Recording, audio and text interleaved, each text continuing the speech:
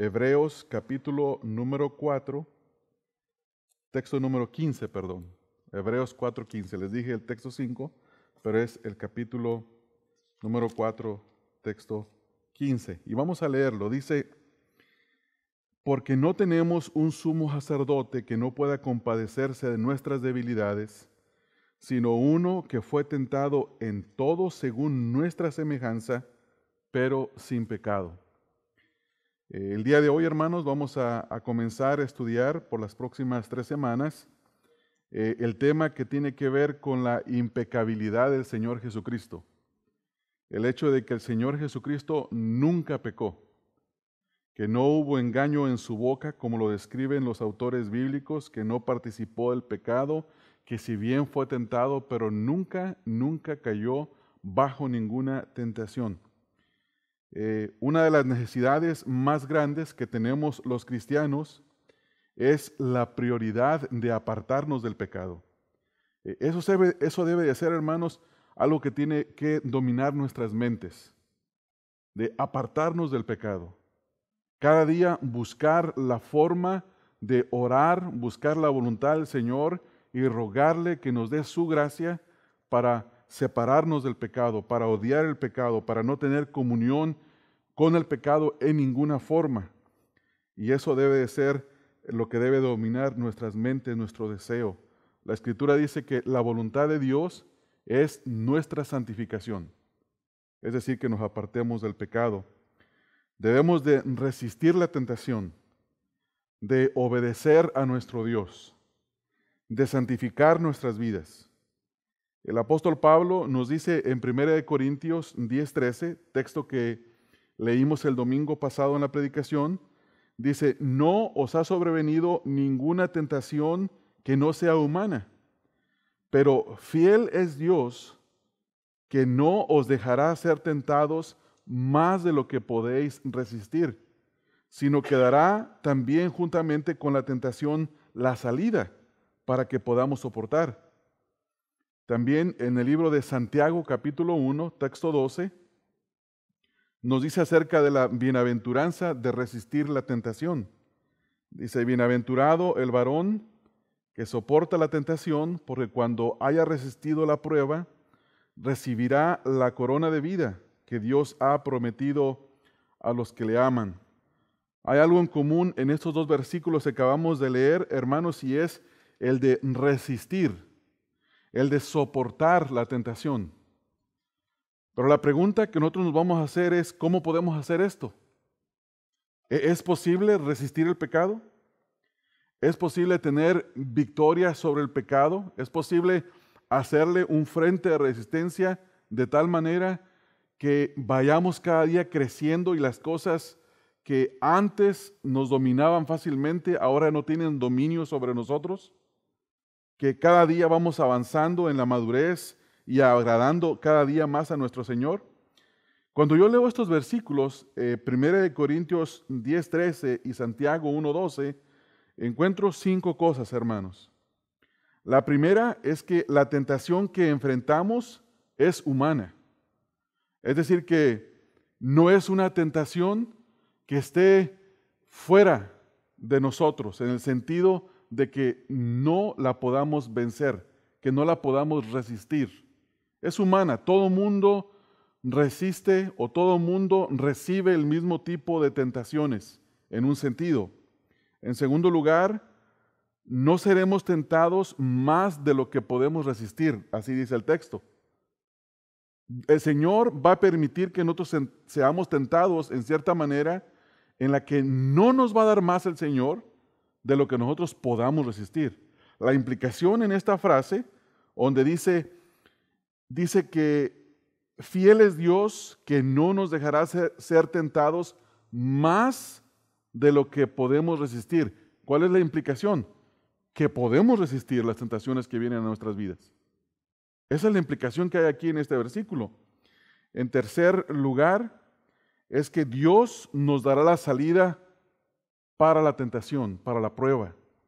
El mismo versículo nos dice que Dios nos dará juntamente con la tentación la salida para que podáis soportar, para que podamos resistir esas tentaciones. Número 4, si resistimos, seremos recompensados, de acuerdo a Santiago 1:12. Dice, bienaventurado el varón que soporta la tentación, porque cuando haya resistido la prueba, recibirá la corona de vida. O sea que hay una recompensa, hay una recompensa.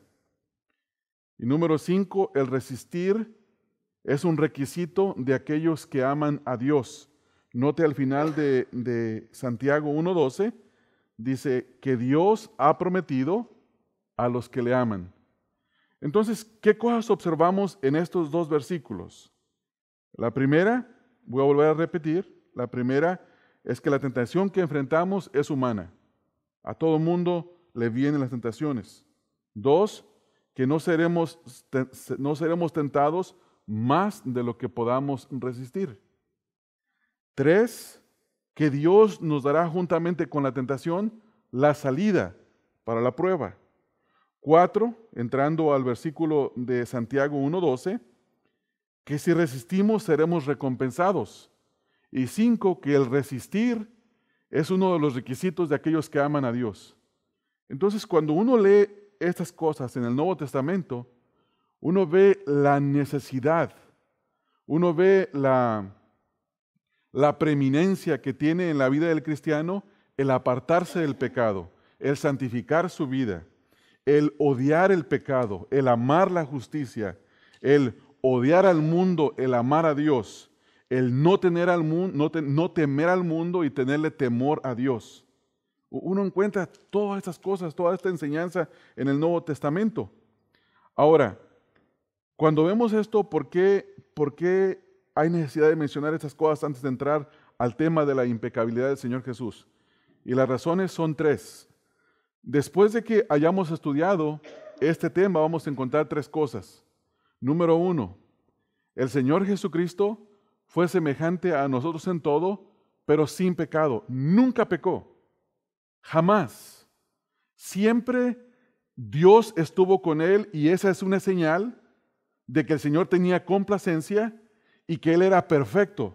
Porque si el Señor Jesucristo no hubiera sido perfecto, Dios nunca hubiera dicho, este es mi Hijo amado en quien tengo complacencia.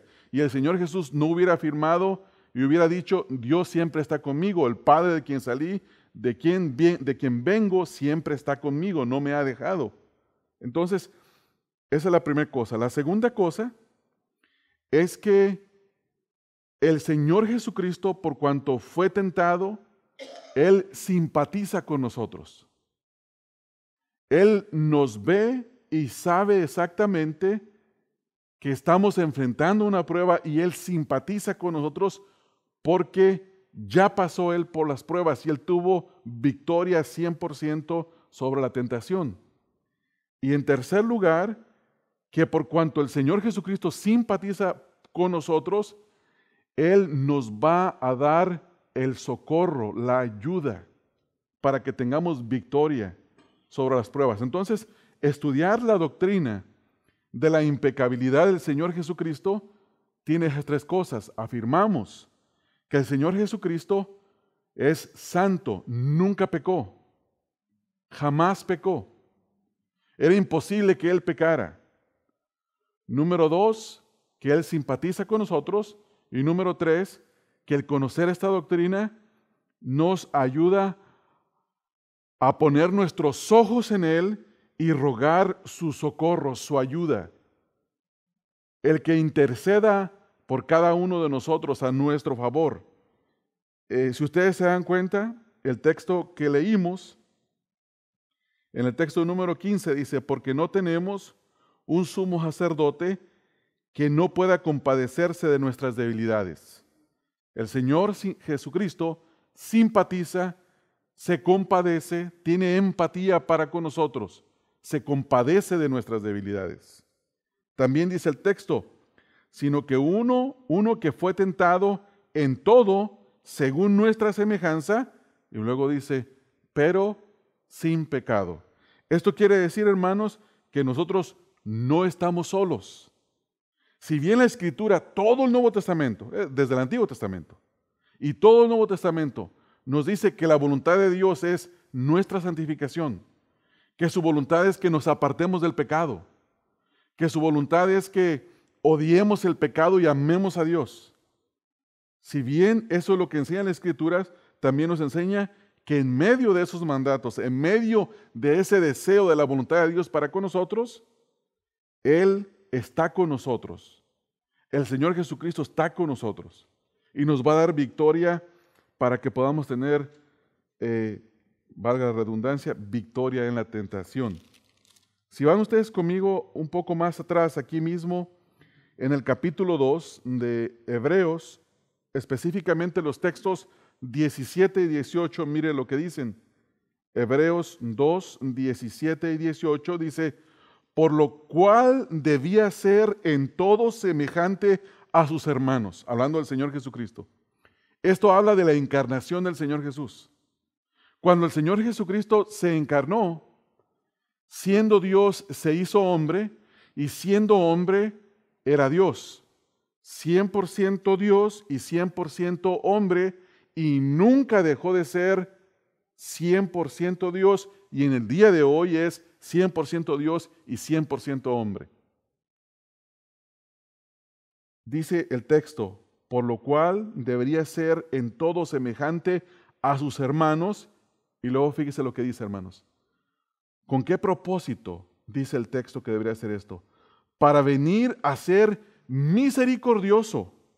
Y luego tomar este papel, el papel de fiel sumo sacerdote en lo que a Dios se refiere, para expiar los pecados del pueblo.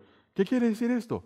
El Señor Jesús se encarnó y en su encarnación fue semejante a nosotros en todo, pero sin pecado, con el propósito de ser un mediador entre Dios y nosotros, de morir por nuestros pecados, de ser el recipiente de la ira de Dios. El Señor Jesucristo recibió la ira de Dios, el castigo por nuestros pecados, para que nosotros podamos recibir ahora el amor y la misericordia de Dios. Y luego en el texto 18 dice, pues en cuanto Él mismo padeció siendo tentado, es poderoso para socorrer a los que son tentados. ¿Se da cuenta lo que dice? ¿Qué hace? ¿Cuál es el papel de fiel y sumo sacerdote? Es rogar a Dios, interceder delante de Dios por nosotros, para socorrernos. Él fue tentado y Él tuvo victoria sobre la tentación. Cuando en la Escritura vemos el registro de la tentación del Señor Jesucristo en Mateo 4 y en Lucas 4, vemos que el final del pasaje en Lucas dice, y después de que fue tentado, el Satanás lo dejó. Y los ángeles le ministraban, lo servían. Entonces, hermanos, el Señor Jesucristo, por cuanto Él mismo padeció siendo tentado, es poderoso para socorrer a los que son tentados.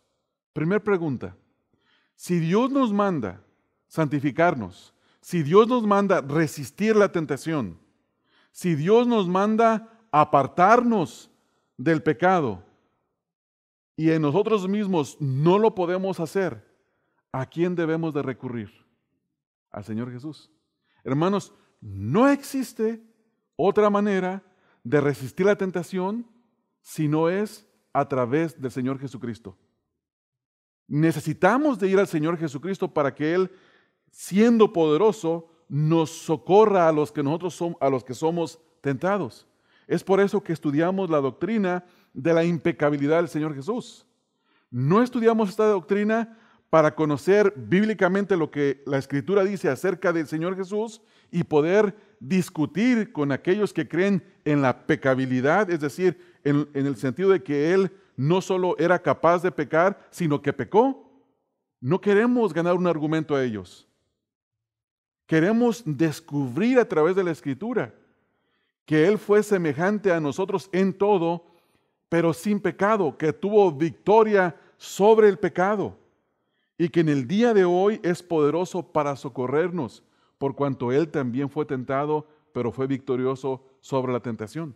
Entonces, esta doctrina, hermanos, tiene el propósito de renovar nuestro entendimiento, de darnos instrucciones claras de lo que nosotros debemos de hacer, a quién debemos de acudir. Y saber, hermanos, saber. Miren lo que dice el texto 18. Este texto, hermanos, si nosotros lo creemos, tendremos victoria sobre el pecado. Pues en cuanto Él mismo padeció siendo tentado, no dice fue, es poderoso. ¿Para qué, hermanos? Para socorrer, para ayudar, para venir en auxilio, para sacar, para dar fuerza, para dar victoria a los que son tentados. ¿Sí puede ver lo que dice el texto, verdad, hermanos? Entonces nosotros debemos, Israel, ¿por qué no te acercas ahí con no es para que leas el texto? Dile qué texto estoy leyendo. Gracias, Israel.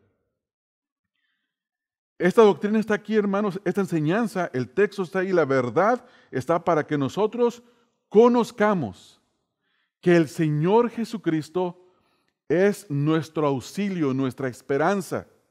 Es el que nos socorre y en su socorro es poderoso para librar a los que somos tentados, a todo aquel que es tentado. Entonces, vemos estas dos cosas. Él, texto 17, expió nuestros pecados. Y texto 18 es intercesor y es poderoso para socorrernos cuando viene la tentación. ¿Qué es lo que vemos en estos dos versículos, hermanos? Una cosa más, dos cosas más antes de entrar directamente al tema.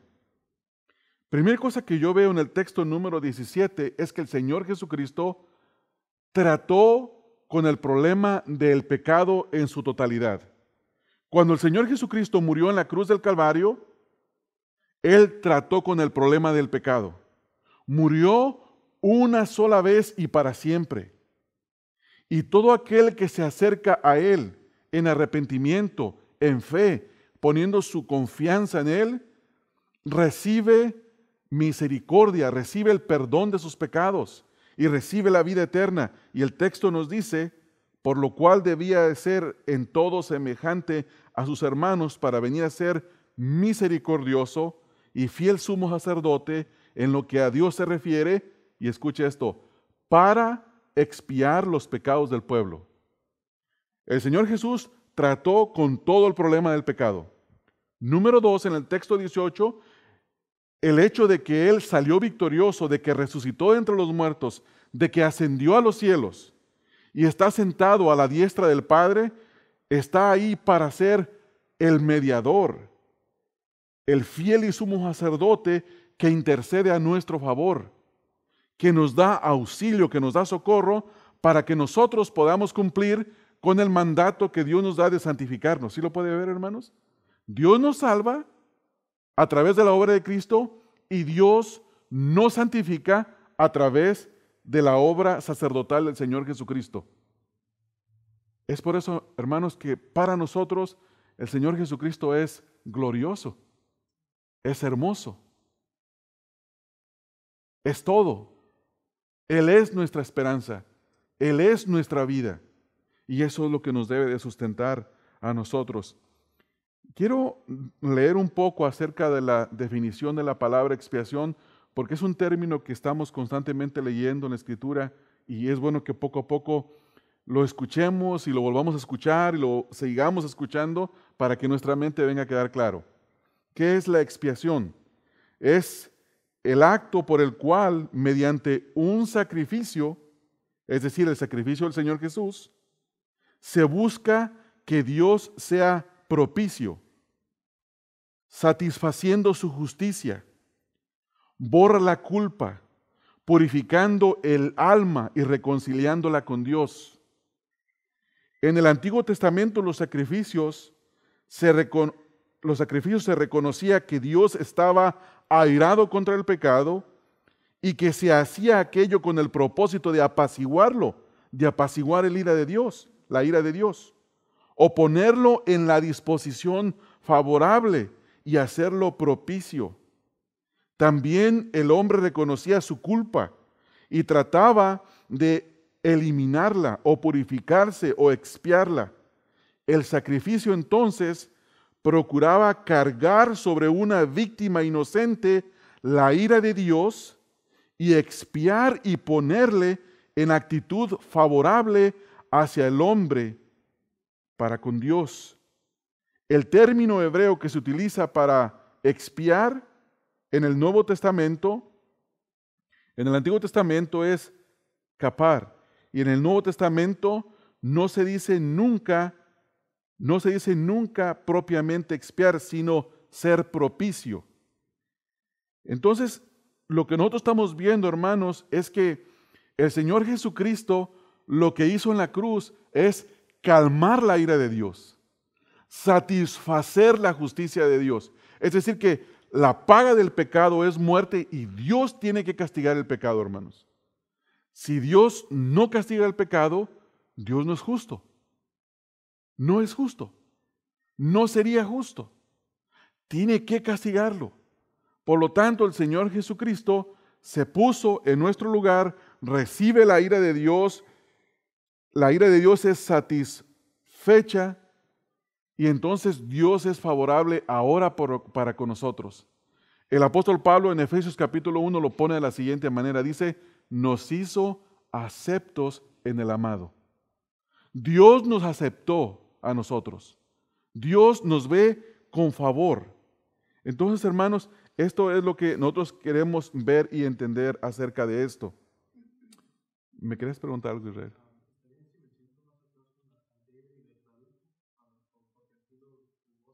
Sí, si quieres seguir un poquito de atrás.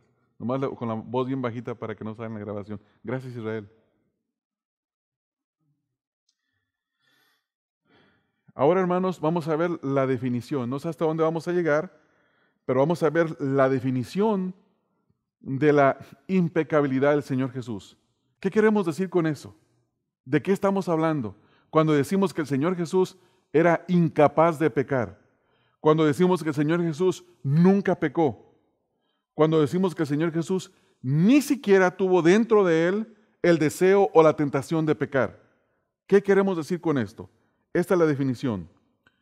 La vida sin pecado del Señor Jesucristo significa que Él no hizo nada en ningún momento de su vida lo cual desagradara a Dios o violara la ley de Moisés, bajo la cual Él vivió. El Señor Jesús siempre agradó al Padre y el Padre siempre se complació con la vida de su Hijo sin pecado.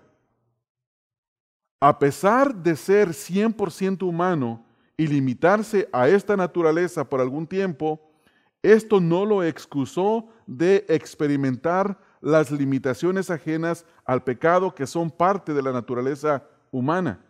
Se cansó, tuvo hambre, tuvo sed, durmió, pero en cada etapa de su vida, la infancia, la adolescencia y la mayoría de edad, Él fue santo y sin pecado.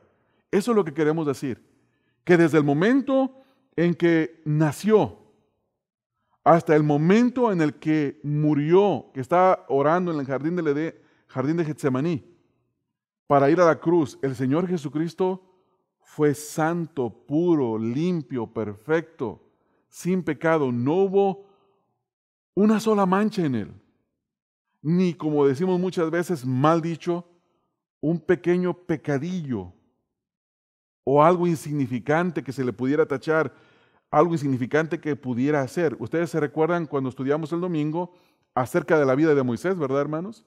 Del pueblo de Israel y la vida de Moisés. Vemos a Moisés que siempre obedeció a Dios y en un momento de enfado, de coraje, no obedece a Dios. En lugar de hablarle a la peña, la golpea y paga las consecuencias. No así el Señor Jesucristo. Siempre, siempre, las 24 horas del día, en todo momento, en cada segundo, en cada nano segundo, el Señor Jesucristo fue perfecto, fue limpio, sin pecado. Y eso a mí me hace adorarlo, hermanos. Eso a mí me hace adorarlo. Es por eso que cuando hablamos de este tema, hoy te voy a hablar de algunas referencias bíblicas, pero cuando hablamos de este tema, necesitamos de ser sabios cómo lo abordamos. Hay personas que se toman libertades, como decir, pensar ciertas cosas del Señor Jesucristo que la Biblia no nos dice. Yo entiendo que si el Señor Jesucristo era humano, Él tuvo que tener necesidades fisiológicas como ir al baño. Pero a mí personalmente, va a ser lo único que voy a mencionar de esto, pero no me gusta mencionar ni siquiera eso porque la Escritura no lo dice. Y hay gente que se toma la libertad de hacer preguntas. ¿Se enfermó el Señor Jesús? ¿Tuvo deseo de jugar cartas? ¿Tuvo el deseo de hacer este tipo de cosas? Hermanos, la Biblia no dice nada.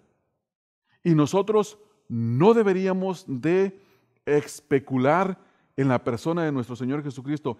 Nos debe de bastar que la Biblia dice, semejante a nosotros en todo, pero sin pecado. Hermanos, el Señor Jesús, en el sentido de nuestro pecado, no fue como nosotros. Fue semejante a nosotros en su humanidad porque tuvo hambre, tuvo sed, tuvo cansancio y tuvo la necesidad de dormir.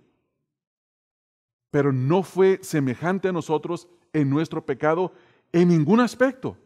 Y eso nosotros debemos de ponerle una línea divisoria y ponerlo a un lado, retirarlo lo más lejos de nosotros e irnos y ver únicamente lo que la Escritura dice para evitar discusiones innecesarias. Vamos a ver algunas referencias. Por ejemplo, referencias en cuanto a lo que acabo de hablar. En el Evangelio de Juan, capítulo número 8, en el texto número 29.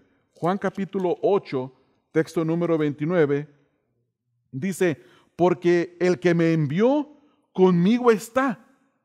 No me ha dejado solo. El Padre, porque yo hago siempre lo que le agrada.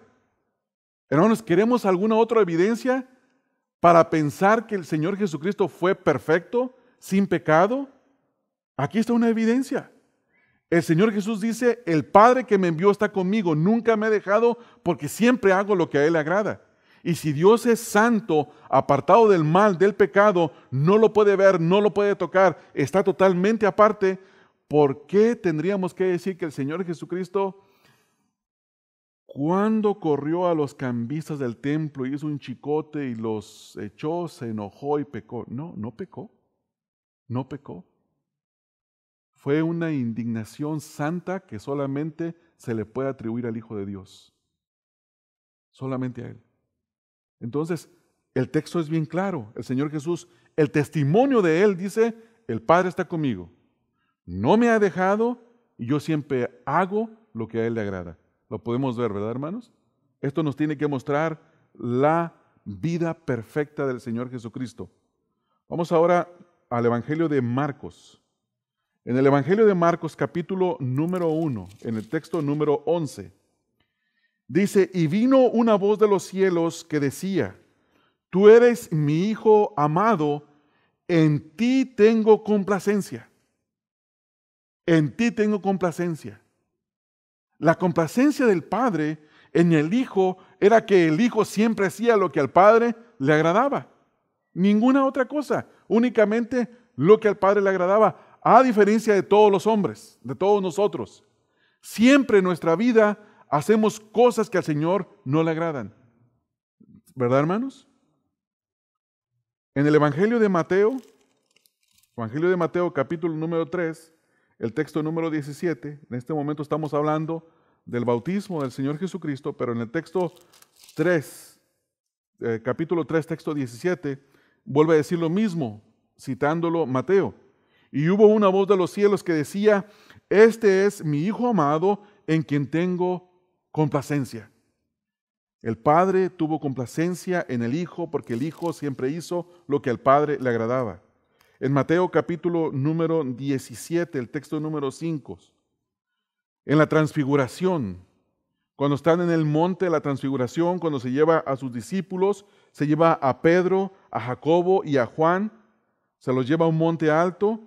Dice en el texto número 5, mientras él aún hablaba, una nube de luz los cubrió, y he aquí una voz desde la nube que decía, este es mi Hijo amado, en quien tengo complacencia.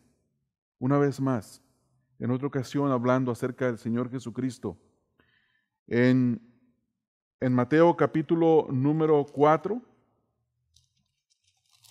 texto número 2, hablamos de su humanidad en el sentido en el que el Señor Jesucristo fue semejante a nosotros. Mateo capítulo número 4, en el texto número 2 dice, y después de haber ayunado 40 días y 40 noches, ¿qué es lo más normal que pasa, hermanos? Tener hambre. ¿Tuvo hambre el Señor Jesús? Si el Señor Jesús hubiera pasado más tiempo de sin comer, hubiera muerto, porque tenía una naturaleza 100% humana. En ese sentido, era semejante a nosotros. Tuvo hambre. El Señor tuvo hambre. Leemos también aquí mismo, en el texto número 6, dice, y le dijo, si eres hijo de Dios, échate abajo, porque escrito está, a sus ángeles mandará acerca de ti, y en sus manos se sostendrá, para que no tropieces con tus pies en piedra. Y Jesús le dijo, escrito está, no tentarás al Señor tu Dios. Algo que nunca hizo el Señor Jesucristo fue tentar a su Padre, desobedecer a su Padre. Leemos también, por ejemplo, en el capítulo número 21, texto número 18, Mateo capítulo número 21, en el texto 18, dice, por la mañana volviendo a la ciudad, una vez más, ¿qué hizo? Tuvo hambre. Tuvo hambre el Señor Jesús. Leemos ahora en el Evangelio de Juan, capítulo 19, texto 28. Juan capítulo 19, texto número 28.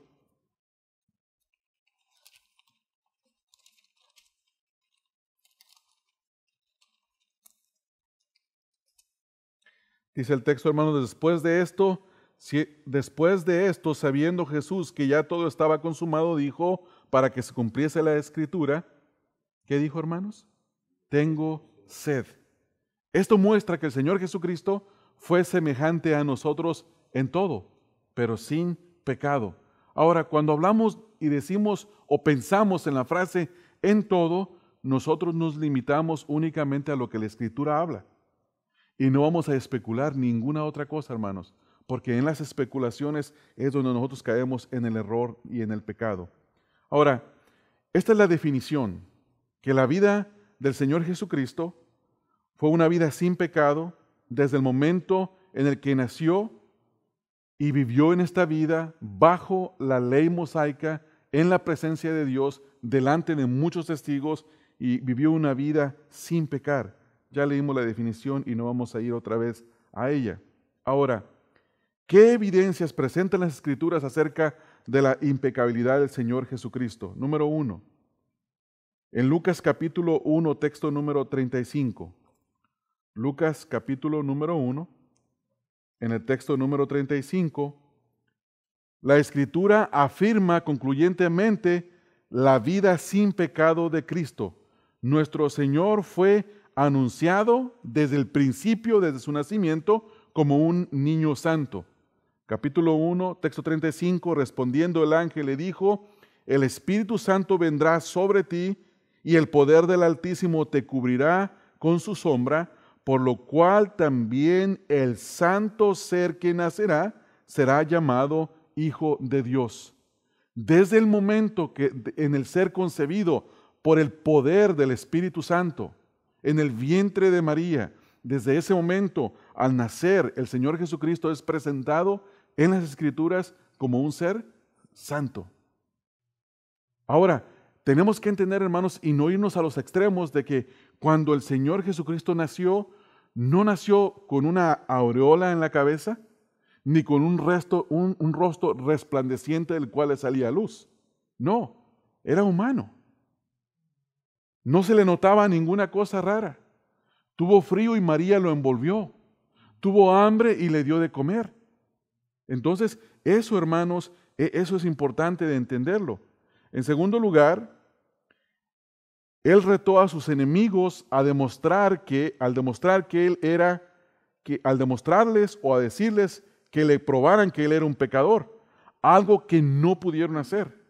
Leemos, por ejemplo, en el Evangelio de Juan, capítulo número 8, texto número 46. Juan capítulo 8. Leemos en este evangelio que tiene el Señor delante a sus enemigos y les dice: ¿quién de vosotros me redarguye de pecado?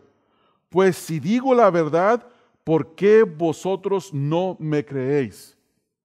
¿Qué les retó el Señor Jesucristo a sus enemigos, hermanos, que hicieran?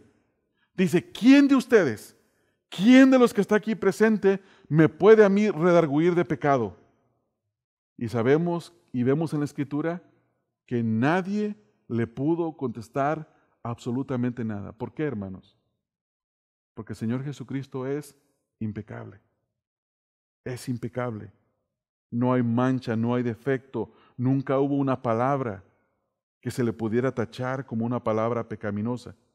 En tercer lugar, ellos fracasaron en sus intentos de atraparlo en algo que él dijera mal, porque estuvieron buscando. Vamos a leer en el Evangelio de Mateo, capítulo 22, texto 15. Evangelio de Mateo, capítulo número 22, en el texto número 15. Entonces se fueron los fariseos y consultaron cómo sorprenderle en alguna falta.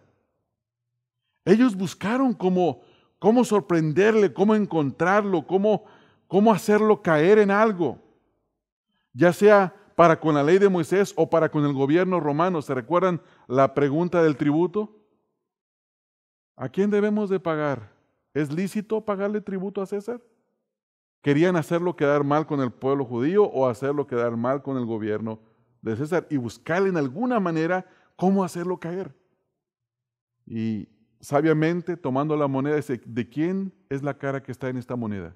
De César. Bueno, dale a César lo que es a César y dale a Dios lo que es de Dios. Tremendo, hermanos, tremendo. Si hay algo que buscaron en hacer sus enemigos, era desacreditarlo.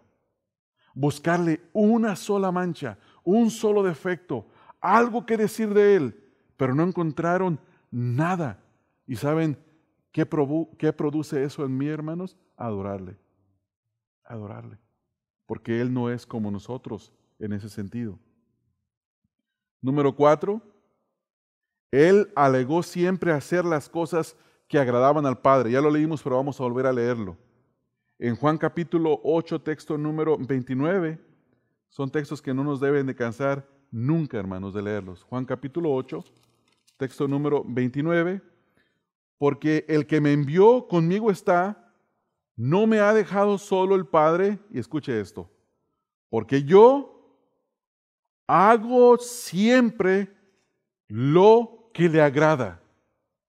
Él afirmó delante de sus discípulos, delante de sus enemigos, hacer siempre lo que le agradaba al Padre.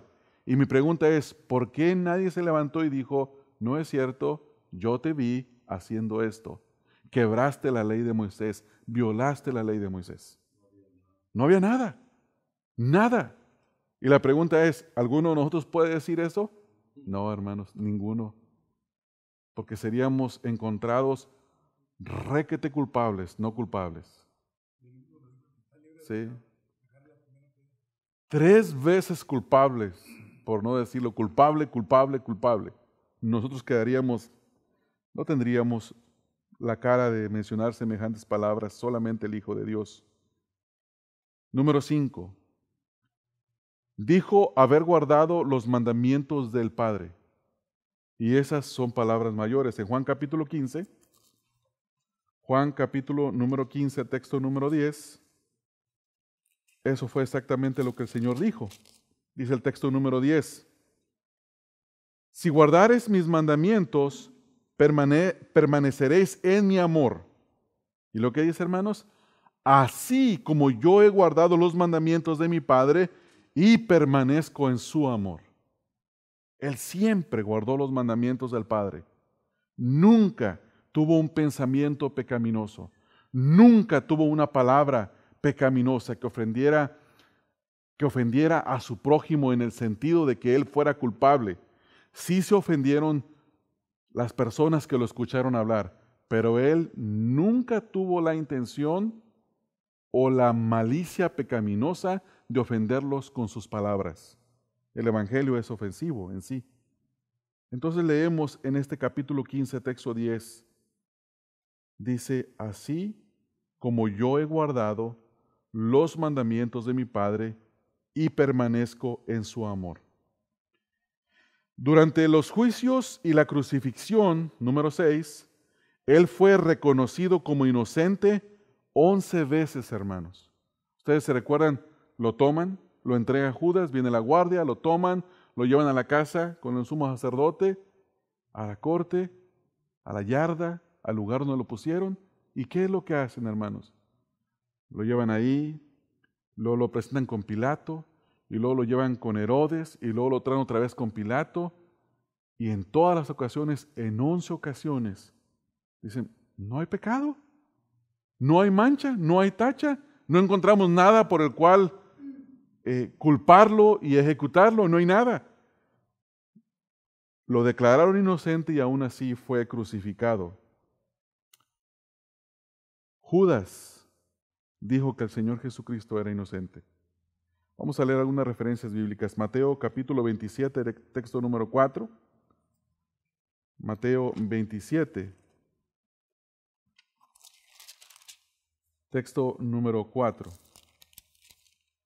Dice, y diciendo, yo he pecado entregando sangre inocente, mas ellos dijeron, ¿qué nos importa a nosotros, allá tú?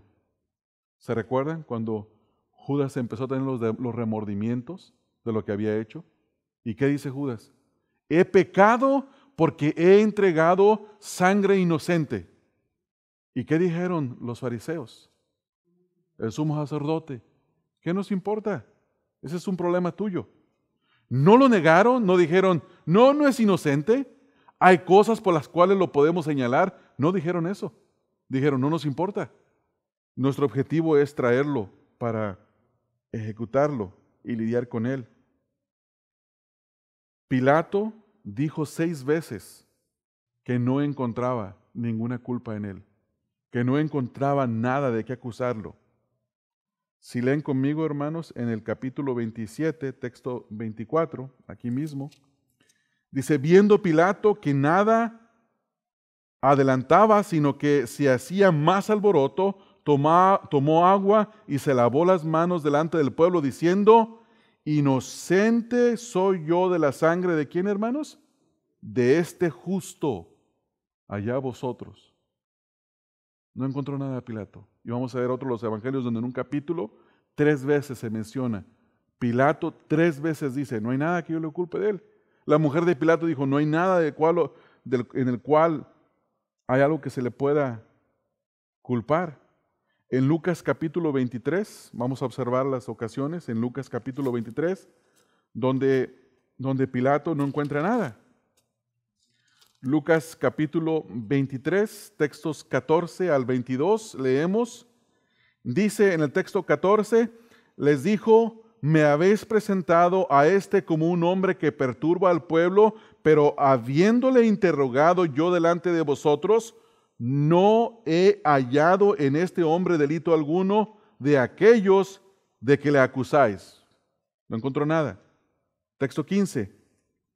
Y ni aun Herodes, porque os remití a él, y he aquí, nada digno de muerte ha hecho este hombre. Texto 16. Le soltaré pues después de castigarle. Texto 17. Y tenía necesidad de soltarles a uno en cada fiesta. Mas toda la multitud dio voces a una diciendo, fuera con este y suéltanos a Barrabás. Este había sido echado en la cárcel por sedición en la ciudad y por un homicidio. Este era culpable, hermanos.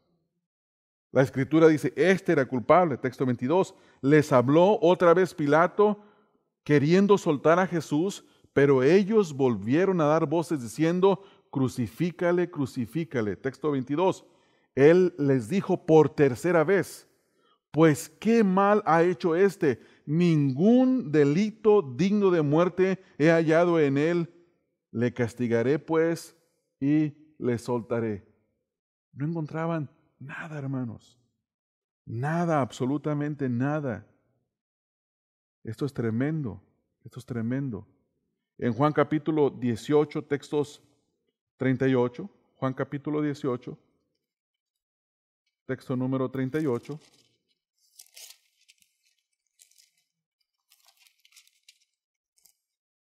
Dice el texto número 38, le dijo Pilato, ¿qué es la verdad? Y cuando hubo dicho esto, salió otra vez a los judíos y les dijo, yo no hallo en él ningún delito. No encuentro nada. No hay nada que hacer. No ha violado ninguna ley. No puedo encontrar nada. Y luego leemos en el capítulo 19, texto número 4 al texto número 6. Capítulo 19, texto 4 al 6. Entonces Pilato salió otra vez y les dijo, mirad, os lo traigo fuera para que entendáis que ningún delito hallo en él. Y salió Jesús llevando la corona de espinas y el manto de púrpura, y Pilato les dijo, he aquí el hombre. Cuando le vieron los principales sacerdotes y los alguaciles, dieron voces diciendo, crucifícale, crucifícale. Pilato les dijo, tomadle vosotros y crucificadle. ¿Por qué, hermanos? Porque yo no hallo delito en él. No hay nada. Nada que hacer. Leemos en el Evangelio de Lucas capítulo 23, texto 15, el testimonio de Herodes Antipas. Lucas 23, 15.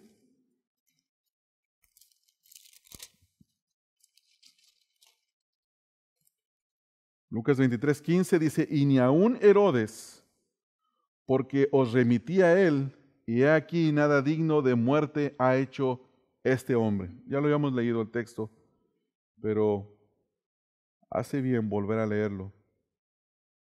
En Lucas 23, 15, es el texto que acabamos de leer ahorita, y en Mateo capítulo 27, texto 19, Mateo 27,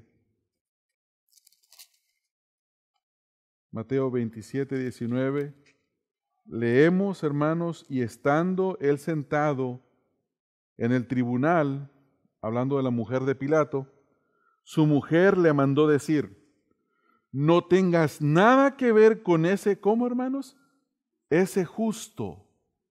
No tengas nada que ver con ese justo, porque hoy he padecido mucho en sueños por causa de él.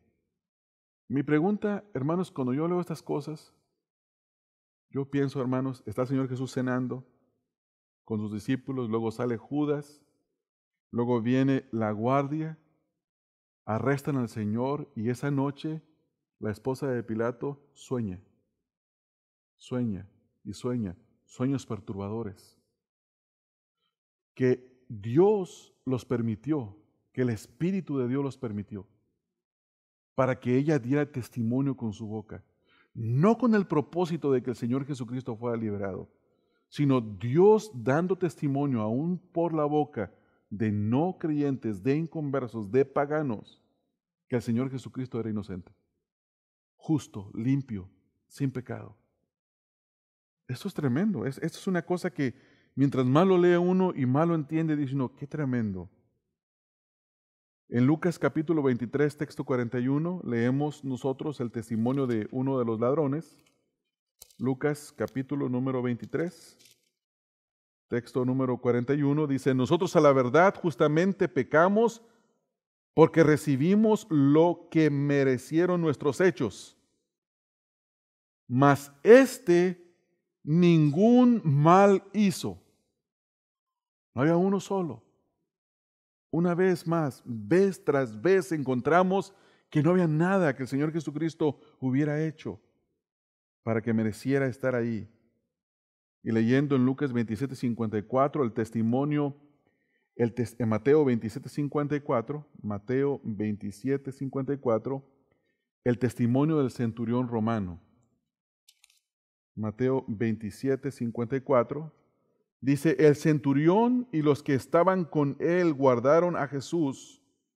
El centurión y los que estaban con él guardando a Jesús, visto el terremoto y las cosas que habían sido hechas, temieron en gran manera y dijeron, mira la conclusión a la que llegaron, verdaderamente este era Hijo de Dios. Sin pecado, sin pecado, sin pecado. En séptimo lugar, además, hermanos, una de las evidencias que vemos en séptimo lugar en el Nuevo Testamento es que de los 4 evangelios y de todo el Nuevo Testamento, las epístolas, las pastorales, las personales, las generales, el libro de los Hechos, no hay una sola mención de que el Señor Jesucristo haya hecho algún sacrificio a su favor. No ofreció nunca un sacrificio. ¿Qué quiere decir eso? ¿Ustedes creen, hermanos, que si Él hubiera pecado y el pueblo se hubiera dado cuenta y supieran, o ellos sabían que Él no había hecho su sacrificio, le iban a recibir su enseñanza? No. Esto es tremendo, hermanos. Cuando vemos esto, esto nos debe de mover a adorar al Señor. Y a ver, hermanos, qué tan separado el Señor es de nosotros, hermanos. A ver, siendo que el Señor Jesucristo era impecable, cómo murió en esa cruz. Este conocimiento, hermanos, nos hace valorar el sacrificio del Señor Jesucristo. Muchas veces leemos que Cristo murió en la cruz por nuestros pecados y no sentimos absolutamente nada. No nos mueve, no hay ninguna emoción, en el buen sentido de las emociones. Las emociones son buenas, hermanos, en el buen sentido. Que la Escritura, la verdad, provoque una emoción en nosotros. Si la Escritura me dice que soy pecador, que mi pecado ha ofendido a Dios, que mi pecado es digno de muerte, debe de moverme a la emoción del dolor y de compunción. Y el saber que el Señor Jesucristo fue impecable, es impecable, limpio, puro, santo, sin mancha, y que murió como un pecador, eso nos debe de mover a nosotros en la emoción de decir, no lo merecía mi Señor, no lo merecía. Y sin embargo, fue ahí puesto en aquella cruz, en mi lugar. Número 8, el testimonio del apóstol Pablo en 2 de Corintios capítulo 5, texto 21. 2 de Corintios 5, 21, después de hablar de la nueva criatura, en el texto 21 dice, al que no conoció pecado. El Señor Jesús es el único, hermanos, el único del cual se puede decir eso. Al que no conoció pecado. Dios por nosotros lo hizo pecado. No dice ahí Dios, pero está implicado. Por nosotros lo hizo pecado Dios. ¿Con qué propósito? Para que nosotros fuésemos hechos justicia de Dios en Él. Él no conoció el pecado.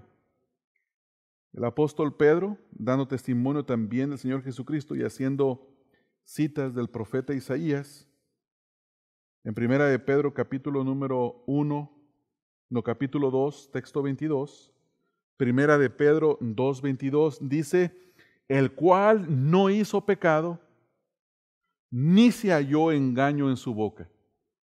No hizo pecado, ni se halló engaño en su boca.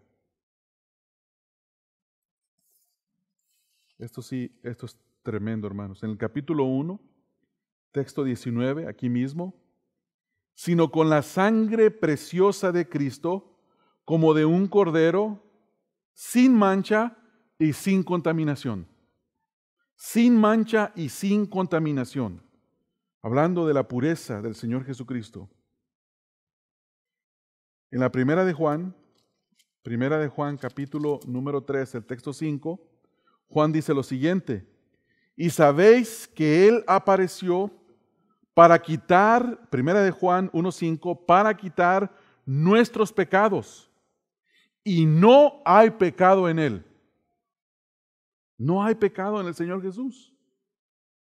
No hay pecado en el Señor Jesús. El escritor de Hebreos hace algunas referencias, una de ellas ya la hemos leído. En el libro de Hebreos capítulo 4, texto número 15, quiero volver a leerlo. Capítulo 4, texto 15. Porque no tenemos un sumo sacerdote que no pueda compadecerse de nuestras debilidades, sino uno que fue tentado en todo según nuestra semejanza, pero sin pecado. Punto. Pero sin pecado.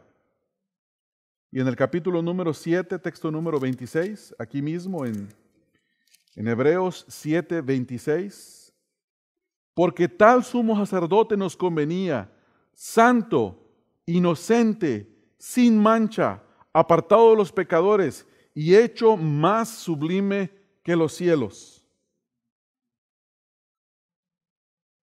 Texto número 27, que no tiene necesidad cada día, como aquellos sumos sacerdotes, de ofrecer primero sacrificios por sus propios pecados y luego por los del pueblo, porque esto lo hizo una vez para siempre, ofreciéndose a sí mismo.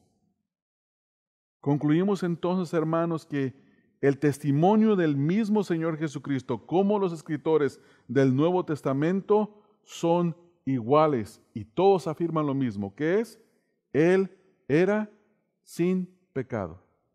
Sin pecado. Sin pecado.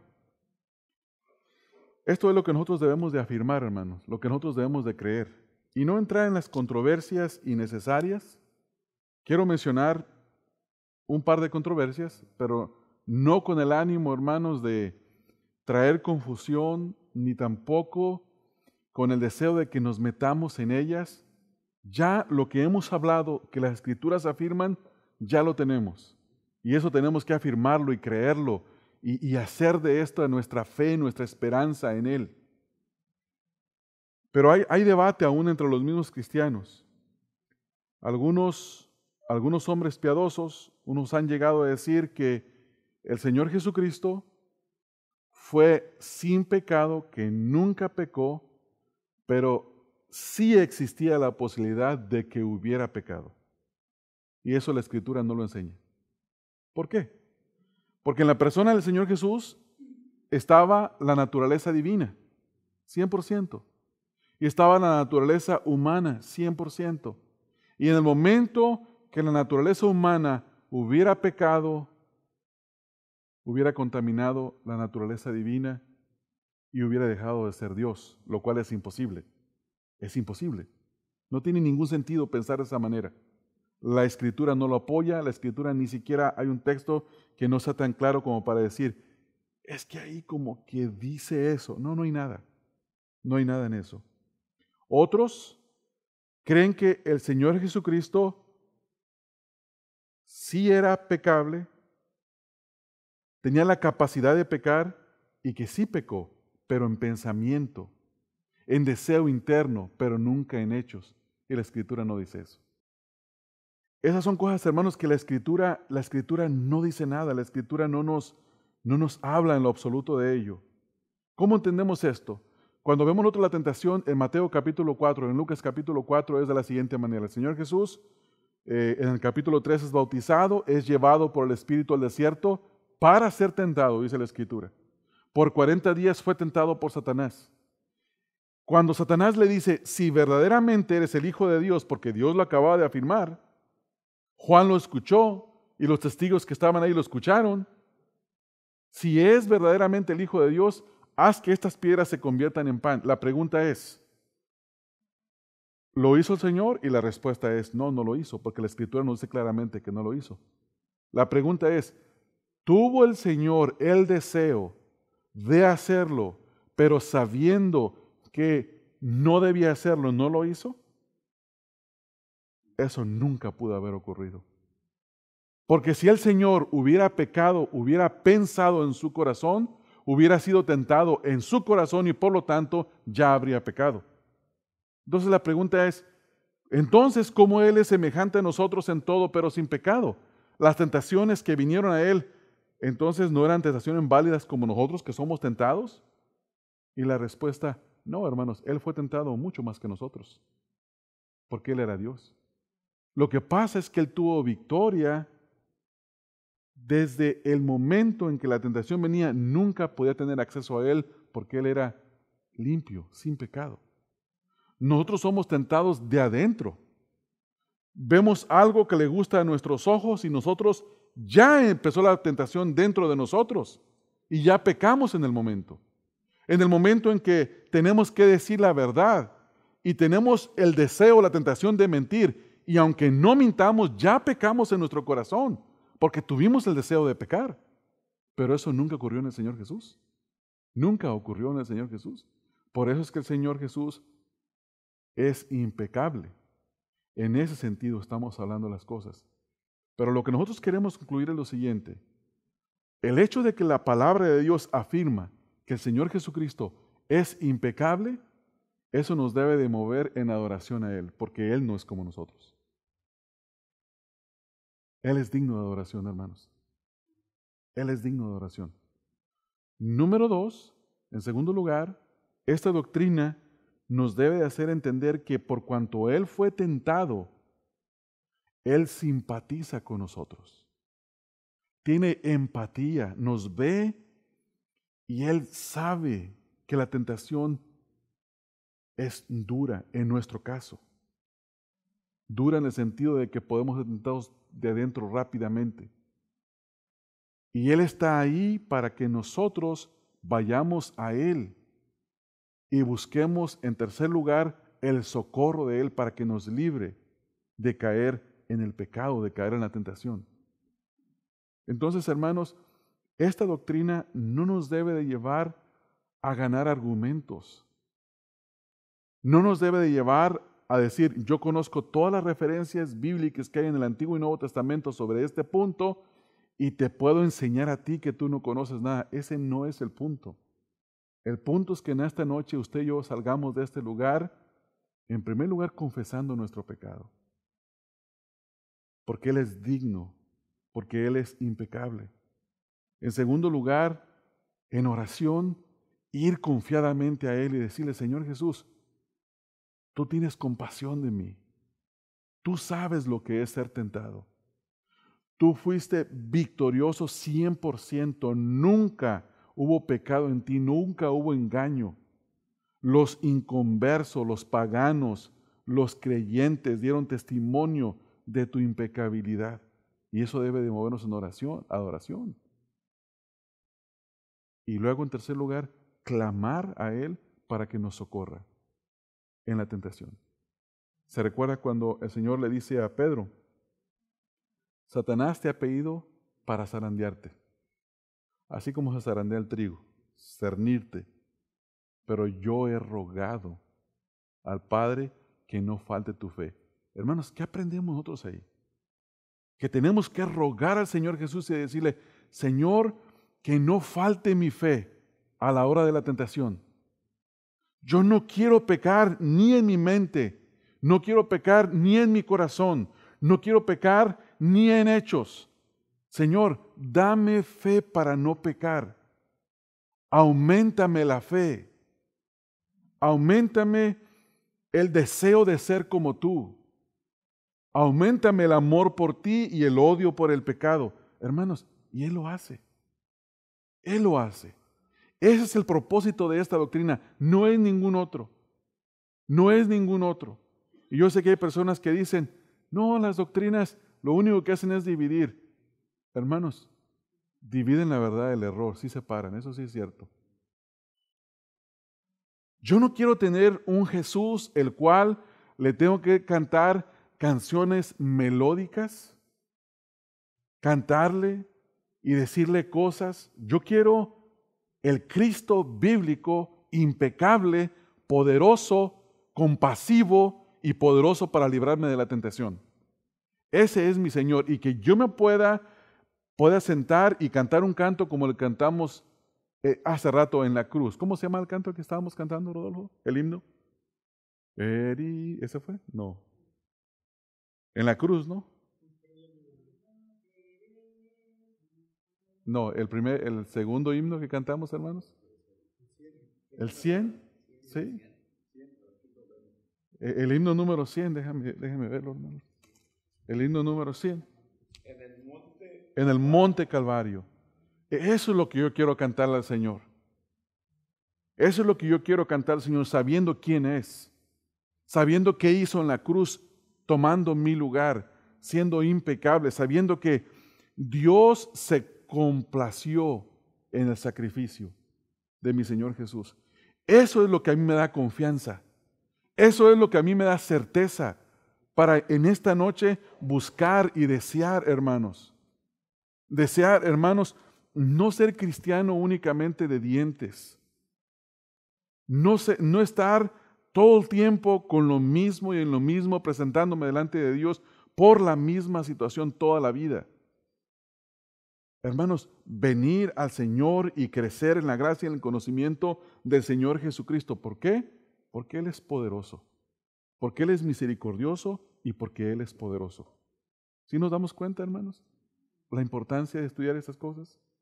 Yo espero, hermanos, que el Señor aumente el deseo en nuestros corazones de conocer la verdad.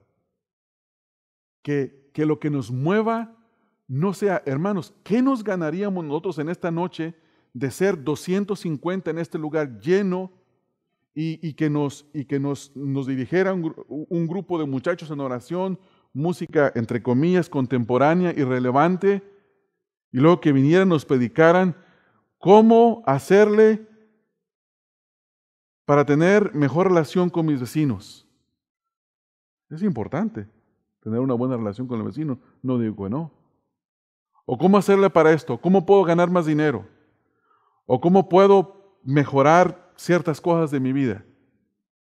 Hermanos, yo quiero tener victoria sobre la tentación, victoria sobre el pecado, ser más semejante a mi Señor Jesucristo. Y que lo que me mueva en esta noche sea la verdad del Evangelio, la verdad que hay en el Señor Jesucristo. Y que eso, hermanos, sea el motor que me mueve a predicarle a otros y decir, Cristo es digno de ser recibido. Como dice Pablo, palabra fiel y digna de ser recibida por todos es esta: que Cristo Jesús vino al mundo a morir por los pecadores, de los cuales yo soy el primero. Vamos a orar, hermanos. Vamos a orar.